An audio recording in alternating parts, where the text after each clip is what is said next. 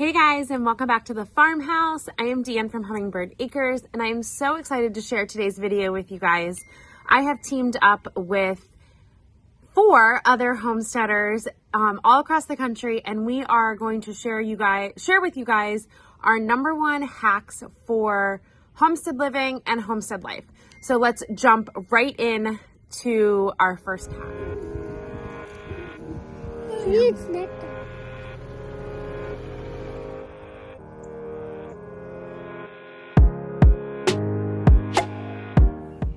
Our first homestead hack comes from Kelsey at Rough and Tumble Farmhouse. Her and her husband homestead on 5 acres in Minnesota. And if you don't already, you should definitely go follow her on Instagram. Her cat is absolutely adorable. But let's jump right in to Kelsey's #1 homestead hack. Hey, I'm Kelsey, your best friend on the homestead from roughandtumblefarmhouse.com, and today I'm really excited to share with you my favorite homestead hack probably ever, and that is uses for old vinegar bottles. Now, I go through these vinegar jugs like crazy. I do a lot of canning. You can use vinegar for a lot of things. I use it as sort of the rinse aid in my dishwasher. I use it as a softener, a fabric softener in my laundry, and I also use it, I'm working on right now a blog post and YouTube video about how to fix up rusty cast iron using vinegar. So that's actually where I used this vinegar bottle. Was I wasted away the whole thing, not wasted, but really used this whole bottle to clean up some rusty vinegar I got from an Amish auction, which is really fun. So let me show you real quick the ways I like to use these big old jugs on the homestead. Now, probably the #1 way I like to use these is you take your jug quite simply. This one's looking a little rough. You slice the bottom off. The screw top ones stay on pretty nice, so you wouldn't really need to add anything extra if it's like a pop-off top type of one. I like to use little hot glue, and these make absolutely perfect feed scoops. They're really durable, so they go into the feed like without bending, and then they hold a nice chunk of feed. We've got laying hens, I've got milk cows, and I use these. This is the only feed scoop I ever use anymore. It works just as well, if not better, than a feed scoop that you would buy at the store. So really simple to do. You can cut through it even with like a steak knife from your kitchen. Keep that top on, you're good to go. Now also, another thing you can do, again, you cut the bottom off if you're filling bird feeders. This works really nice to fill bird feeders. In that case, you don't want to glue this on, obviously, because you're going to be scooping up your bird feed and then you're going to take the top off and fill your bird feeders with it. Works awesome. And again, why pay for a bird feed scoop when you can just use your old vinegar jug? Last thing I use this for on the homestead is pretty simple. I learned this. I worked at a grass-based cow dairy, diversified cow dairy. We had laying hens and hogs on pasture, and also cows, obviously. And we used this though because the chickens would always get on top of the waterers and poop in the water, and it made us crazy. And this worked for that too. Here, I'll show you. So obviously this hack only works if you have this style waterer. I'm currently not using this one at the moment, but very simply, again, you cut your bottom off, set that on top, and the chicken has nowhere to roost. So it looks kind of goofy, but it works really well. Now, the last way that I have seen people use these vinegar jugs on the homestead is for doing winter seed sowing. Now, that's not something I do because it involves storing a bunch of those containers, and then you cut them kind of towards more like the top of the bottle, fill it with dirt, you sow a bunch of seeds, and you can start your seeds outside in those bottles. And you don't have to water them or anything. They just kind of do their own thing. It's like a self-contained little greenhouse. I have not done that, mostly because I don't want to deal with a bunch of those bottles sitting around, but a lot of people swear by it and say it works really, really well, so that's something you might want to look into too. Anyway, thank you so much for checking out my homestead hack. I hope it works well for you, and I hope you'll swing by and visit over at my channel, Rough and Tumble Farmhouse. I don't know about you guys, but I think my favorite use for a vinegar jug would have to be a feed scoop. It's just practical and makes sense. So stop buying feed scoops, just use your vinegar bottles. Thank you, Kelsey. Our next homestead hack is from Amber at 1898 Mama.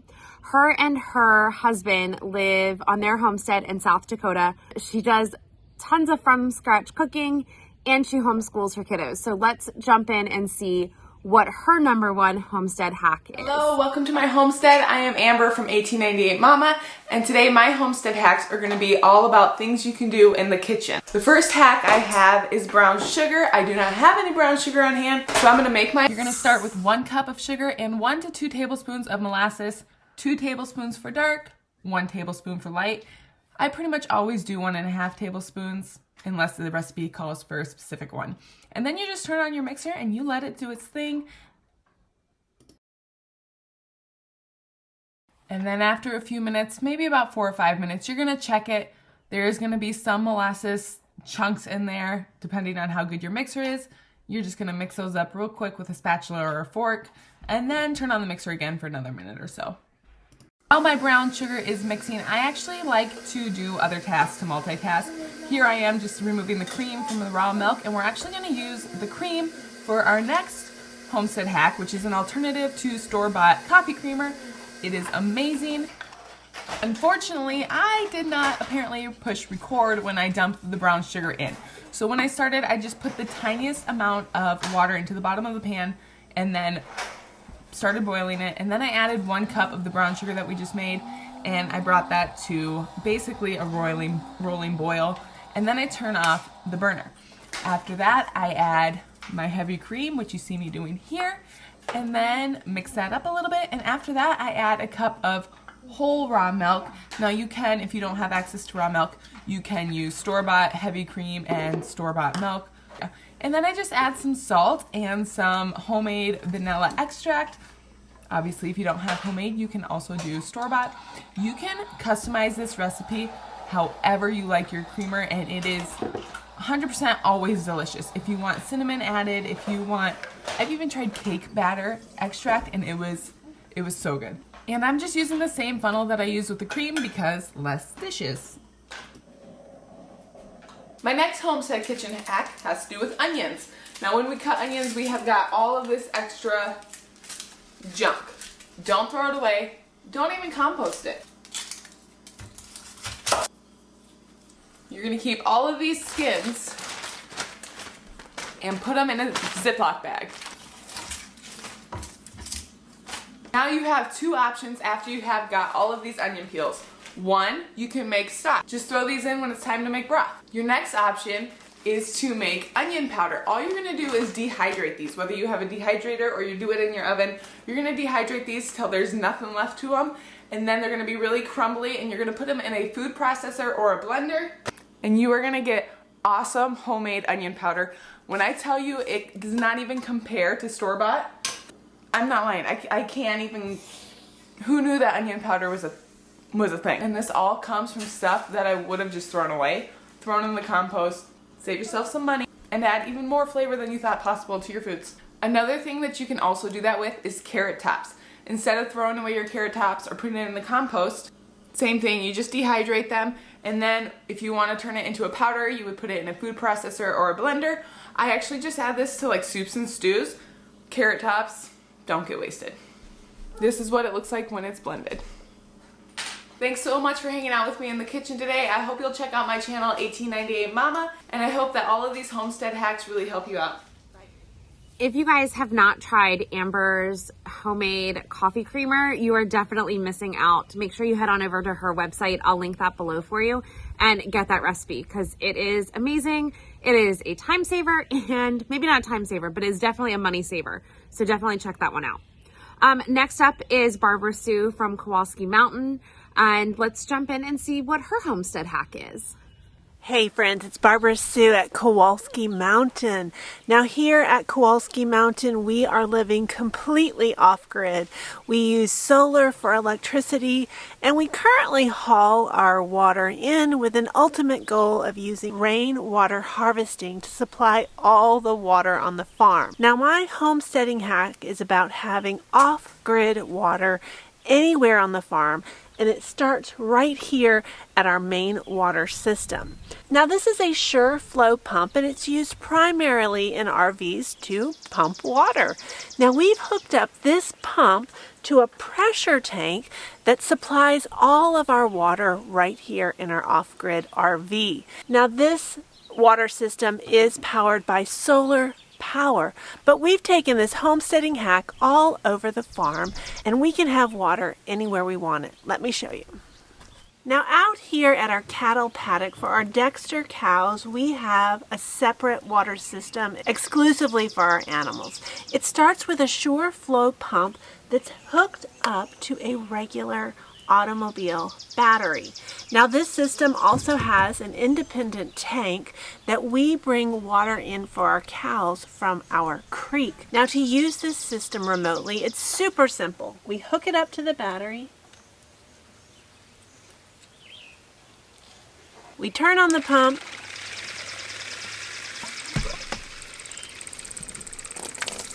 And I've got water to water my cows.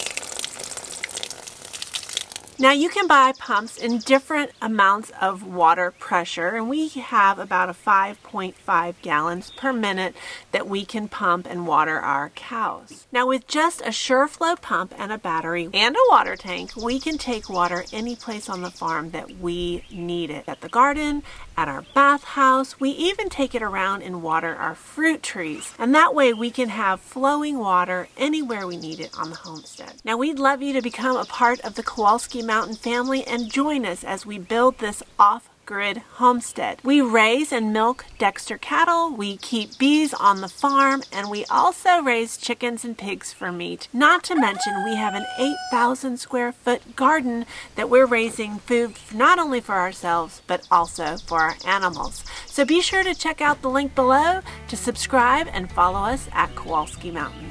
Thanks so much.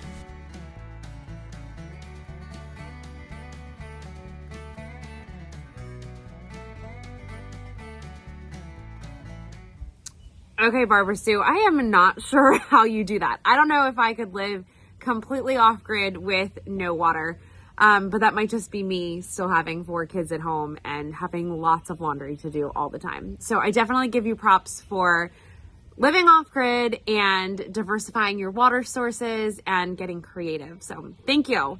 Next up on our homestead hacks is Missy from Rambling Rose Farmhouse. So let's see what her go-to homestead hack is. Hi, I'm Missy, and I have the blog and YouTube channel Rambling Rose Farmhouse, and I am happy to be meeting you here today if you're seeing me for the first time on somebody else's channel.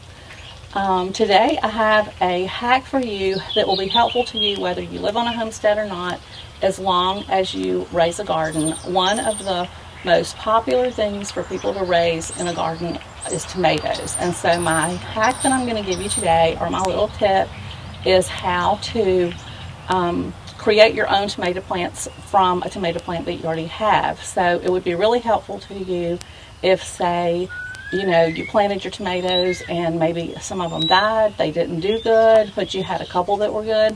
You can take this and you can take those tomato plants and create an endless number of more tomato plants. Or maybe like me, you start your plants from seeds and sometimes they don't do as well as they do other years. Like this year I had a lot that they got up this high and then they never grew from there. It was really kind of crazy. I have no idea why they did that. But the ability to take a tomato plant that you have that's doing good and make more plants from it for free. It doesn't cost you anything and it's super easy. So that's why I'm going to show you how to do this. Now, the one thing I would say, the precaution for this is you need to use a healthy tomato plant. So you can't wait until your tomato plants are sick and dying, because at that point you're just going to create another diseased tomato plant if you do this. So they have to be healthy.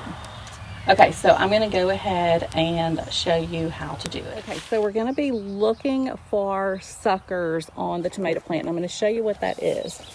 This is a really good size one right here. Let me see if I can get this out of here. But you see this is the normal branch. This is the main stem and this is the normal branch. And this is the sucker. It's coming out right in between it. Let me see if I can find a smaller one. See, here's a tiny one. There's a tiny one right there. And that's what that big thing started out like. So if you don't want suckers, you just want to pull these off when they're little like that.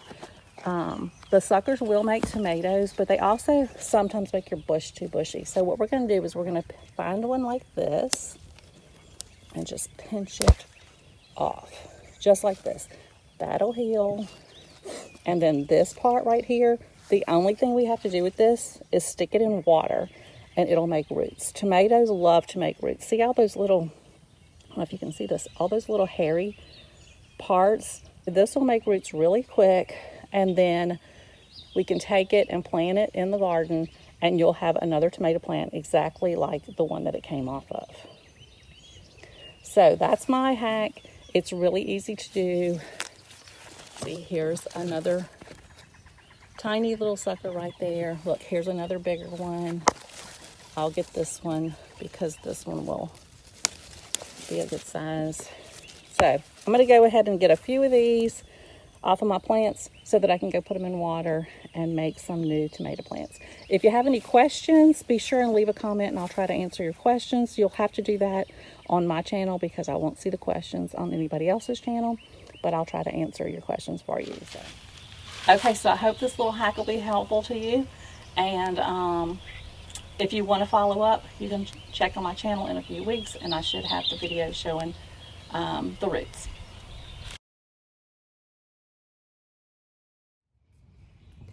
I will definitely be using Missy's tomato cloning tip this year, considering the fact that we didn't have much luck with our tomato seeds and germination. So I'm definitely going to need some more tomato plants.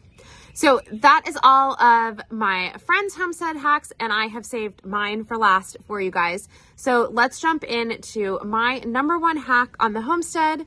Hi guys, I am Deeanne from Hummingbird Acres, and here at the farmhouse we believe in simplifying, thriving, and homesteading, and I am so excited that you are here on this adventure with us.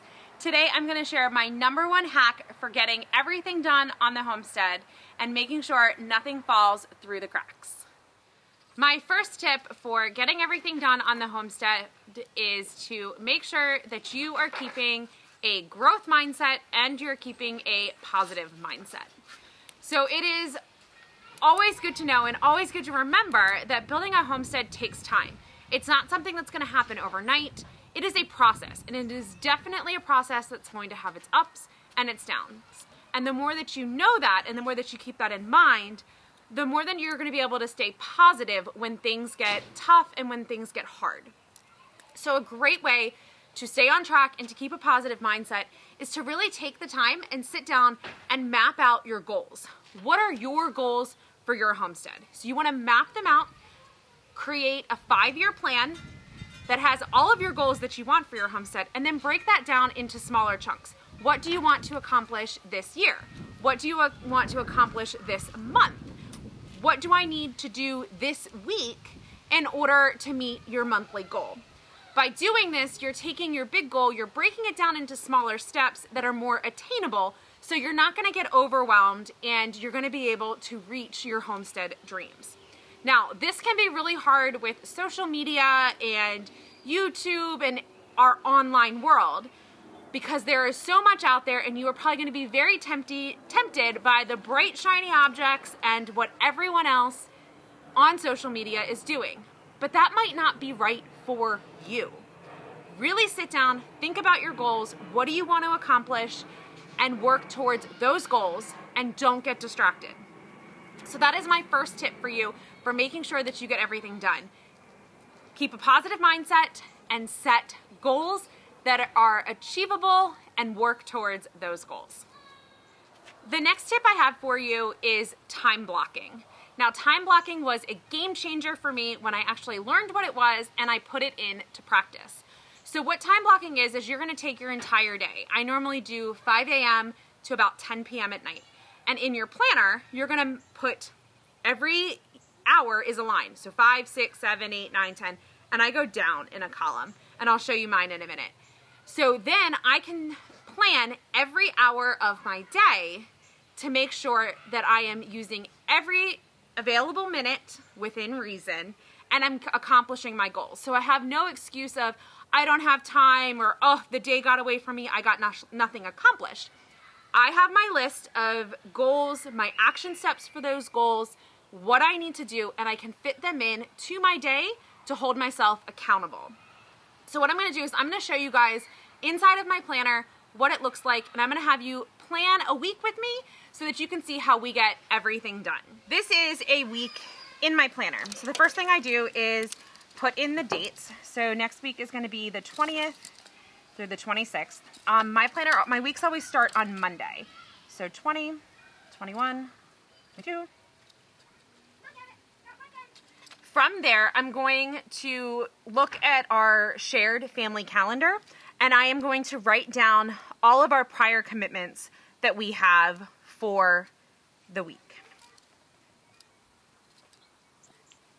So now that I have all of my prior commitments in there, I am going to write down all of the weekly chores that have to be done no matter what. So after I have all of our like must-dos for the week, then I will go in and start looking at what are our homestead goals and what things can I knock off of that list to reach those goals. So I keep all of our homestead goals and all of that on my phone in a Google Doc so that Jamie and I can both reference them. And then the goal is listed and broken down into action steps. So then what I'm going to do now is I'm going to start plugging in some of those action steps for us to get those things done. I'm going to write weekly goal is to plant the garden. So my goal for Saturday, and I'm going to spend a big chunk of my time planting the garden. That is my big goal for while we are down there. And then I also need to work on the orchard. So that will probably be my Sunday goal, is planting. Now, all of these fall back into our big goal, our big homestead goals. One of our big homestead goals is to have a thriving orchard. Another big goal for our homestead is to have a big garden, a thriving garden. And we have started to put that garden in, and I am working towards that goal here. So time blocking has really let me see where all of my time is going, where I'm focusing a lot of my time, and then where I can fit in little things at a time to make sure everything gets done. I want to give you one more tip while you're time blocking. When you first get started with time blocking and really thinking about how long a task is going to take you, always add an extra 30 minutes or sometimes even an extra hour, because things will always take a little bit longer. Once you get into the rhythm of time blocking and thinking about your day in hour chunks, you'll get really good at, oh, this is only going to take me an hour. Oh, this is only going to take me 30 minutes. But give yourself some grace so you can get into that rhythm. But like I said, time blocking has really changed our homestead and my ability to get everything done in a day that I need to get done. Now, does priorities change sometimes? Of course. Sometimes a gate breaks or I have to run an emergency errand, and that is fine. I always leave a little bit of extra time in my week so that I can shift things around and make sure I get everything accomplished. So I hope you guys enjoyed my homesteading hack, how you can get everything done. If you want to see more of our homestead, head on over to Hummingbird Acres and we will see you there. Our first homestead hack comes from Kelsey at Rough and Tumble Farmhouse. Her and her husband homestead on 5 acres in Minnesota. And if you don't already, you should definitely go follow her on Instagram. Her cat is absolutely adorable. But let's jump right into Kelsey's #1 homestead hack. Thank you guys so much for hanging out with me at the farmhouse today. I hope you enjoyed hearing all of my homestead friends tell you about their homestead hacks. If you want to know any more about any of my friends, Amber, Missy, Barbara Sue, Kelsey, I have left links for you guys below to all of their websites along with their YouTube channels. So make sure you check them out. And as always, thank you for hanging out with me at the farmhouse today, and I will talk to you soon.